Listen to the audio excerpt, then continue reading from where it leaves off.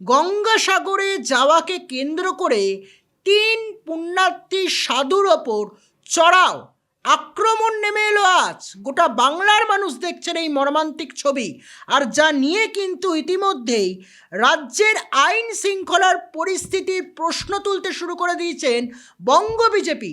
এই মুহূর্তে যে ব্রেকিংয়ের দিকে আমাদের নজর রাখতেই হচ্ছে, সেটা হচ্ছে গঙ্গাসাগরগামী 3 সাধুর আক্রান্ত হবার ঘটনায় রাজ্যের আইন শৃঙ্খলার পরিস্থিতি নিয়ে প্রশ্ন তুলে দিলেন বঙ্গ বিজেপি। কারণ বৃহস্পতিবার পুরুলিয়ার কাশীপুরে আক্রান্ত হন উত্তরপ্রদেশ থেকে আসা আগত 3 সাধু। আবারও বলে রাখি মাই ডিয়ার ভিউয়ার্স, উত্তরপ্রদেশ থেকে আসা বৃহস্পতিবার পুরুলিয়ার কাশীপুরে আক্রান্ত হন 3 সাধু। ভাঙচুর করা হয় তাদের গাড়ি। তাদের গুজবের জেরে 3 সাধুকে আক্রান্ত হয় বলে তারা জানা গেছে ইতিমধ্যেই। শুক্রবার রাতে তাদেরকে পুরুলিয়ার কাশীপুরে নিয়ে যাওয়া হয় এবং কাশীপুর থেকে থানায় সরাসরি নিয়ে যাওয়া হয়। 3 সাধুকে থানা থেকে ছাড়িয়ে আনলেন নিজের বাসভবনে বিজেপির রাজ্য সাধারণ সম্পাদক জ্যোতির্ময় সিং মাহাতো। কার্যত পুরুলিয়ারও তিনি সাংসদ এবং বিজেপির রাজ্য সাধারণ সম্পাদক জ্যোতির্ময় সিং মাহাতো শনিবার তাদের পুরুলিয়ার চকবেরিয়া যে মন্দির রয়েছেন বড়কালী মন্দির, সেখানে গিয়ে সসম্মানে নিয়ে যান এবং গঙ্গাসাগরের উদ্দেশ্যে তারা যে বার হয়েছিলেন, রাঁচির জগন্নাথ মন্দির দর্শন করে তারা গঙ্গাসাগরের দিকে রওনা দেওয়ার ব্যবস্থাপনা করেন এবং গঙ্গাসাগরে আসার জন্যই কিন্তু পুরুলিয়ার কাশীপুরে তাদেরকে আক্রান্ত হতে হয়। তবে কে বা কারা আক্রান্ত তাদের ওপর চড়াও হয়েছেন এবং তাদেরকে এরকমভাবে আক্রমণ করেছেন, এই বিষয়ে কিন্তু এখন প্রশ্ন উঠছে। আর এই বিষয়কে সামনে রেখেই রাজ্যের বিরোধী শিবির অর্থাৎ বিজেপি, তারা কিন্তু এ রাজ্যের বর্তমান যে আইন শৃঙ্খলা কার্যত ভেঙে পড়েছে এই বিষয় নিয়ে প্রশ্ন তুলতে শুরু করে। কি ব্যাপারটা কি মনে করছেন?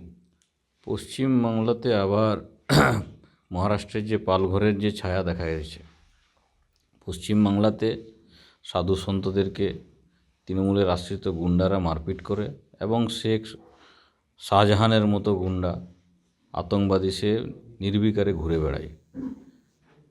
পুলিশ নিছকেই জানে এই কেস যদি অ্যাকসেপ্ট হয়, এটা যদি ছানবিন করতে হয় তো বড় মাথা ধরা পড়ে যাবে।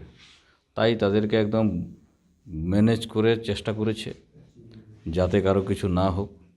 স্থানীয় আপনি যদি ছানবিন হয় তাহলে দেখবেন এখানে কোনো বালি মাফিয়া, আমি শুনেছি বিশেষ রূপে যে এটা ঘটিয়েছে তার নাম হচ্ছে শেখ আনোয়ার। শেখ আনোয়ার নামে কোনো একজন সিভিক ভলেন্টিয়ার কেউ আছে, ও পুরো ছড়িয়ে দিয়েছে ডেকে। আমি স্থানীয় সূত্রে এই খবর পেলাম। যখনই দেখেছে গেরুয়া বস্ত্রধারী, পুরো গ্রামের লোককে সে উগ্র করেছে, আতঙ্কিত করেছে এবং যে আপনারা ভিডিওটা দেখতে পেয়েছেন তার করা ধরা। এটার মধ্যে যখন পুলিশ বুঝতে পেরেছে এটা অন্যদিকে যাবে, তখন পুলিশ ধামাচাপার জন্য দেওয়ার জন্য এদেরকে ম্যানেজ করার চেষ্টা করেছে। এদেরকে ম্যানেজ করার আমি যখন পৌঁছাই তার আগেই এদেরকে সঙ্গে সঙ্গে রাত্রে এরা খাট পাচ্ছিল শোয়ার জন্য, সঙ্গে সঙ্গে পিছনের দরজা দিয়ে নিয়ে আর পালানোর চেষ্টা করেছে। দিয়ে আমি গিয়ে তাদেরকে উদ্ধার করে এখন আবার নিয়ে চলে এসেছি। কালকে সসম্মানে এনাদেরকে গঙ্গাসাগরের উদ্দেশ্যে বিদায় করা হবে। আপনারা কি নিজের তরফ থেকে কোনো অভিযোগ কিছু করবেন কি? অবশ্যই ওখানে আপনারা দেখতে পাবেন তৃণমূলের কোনো একজন ছেঁচকা চোর নেতা, নিজে স্বঘোষিত নেতা টুইট করেছে, পোস্ট করেছে শুনলাম। তার বিরুদ্ধে লিখিত অভিযোগ করা হয়েছে। সে নাকি বলেছে কি এই সব সাধুসন্তরা বিজেপির দালাল, মেয়ে পাচারকারী, এরকম করে তৃণমূলের কোনো স্থানীয় নেতা পোস্ট করেছে। আমি শুনলাম, আমার কাছেও এসছে তার স্ক্রিনশট, তার লিখিত অভিযোগ করা হয়েছে। তার মানুষটাই উদ্দেশ্যটা হচ্ছে কি গেরুয়া বস্ত্রধারী যদি কেউ এলে এখানে তৃণমূলের লোক মারপিট করবে। আর মারপিটের পর যখন বুঝতে পেরেছে এটা সামাল দেওয়া যাবে না, হিন্দু সমাজের লোক একত্রিত হয়ে এটার বিরোধ করবে, তখন পুলিশকে দিয়ে ম্যানেজ করার চেষ্টা করেছে। जैसे कि हम लोग इधर से जा रहे थे गंगा सागर के लिए, तो इधर से कुछ महिलाएं साइकिल से जा रही थीं। अब ये प्रभु की कृपा जो कि हमको देख करके वो कुछ भयभीत यानी डर गई।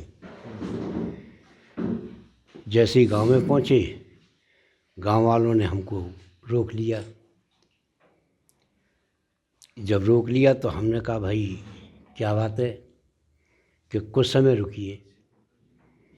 इतने में ही भगवान जाने बोली हमारी समझ में नहीं आ रही थी, वो 10, 20, 50, 100, 200 एकदम आदमी इकट्ठे हो गए और हम लोगों को मारने लगी। जब मारने लगे उन्होंने कहा कि आपने महिलाओं को पकड़ा है।